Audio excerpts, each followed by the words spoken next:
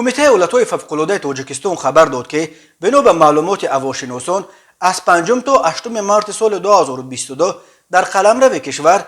بارانگری‌های شدید و در مناطق بلندکوه باریدن برف پیش بینی می شود. به سبب بارشات خطر بالا رفتن سطح آب در دریاهای یخسو و قزلسو و همچنین در رودهای کوهی که از قطارکوه‌های ایثار سرچشمه میگیرند پیش بینی می شود. همچنین خطر سنگریزی و فرآمدن ترمه به خصوص در راه‌های دوشنبه عینی، دوشنبه لخش، دوشنبه سنگوار، دوشنبه خاروغ اشکاشم وجود دارد. در رابطه با این کمیته اولتای فوق‌العاده از اهالی خواست که در این روزها در راه‌های کوهستان از حد اکثر احتیاط کار بگیرند، وسایل نقلیات خود را از پیش آماده کنند و از سفر به مناطق خطرناک انجام کارهای صحرایی، جمع‌آوری هیزم و علف‌های طبیعی، ماهیگیری و از شکار در کوه‌ها خودداری کنند. از ساکنان و مهمانان جمهوری خواسته شده است که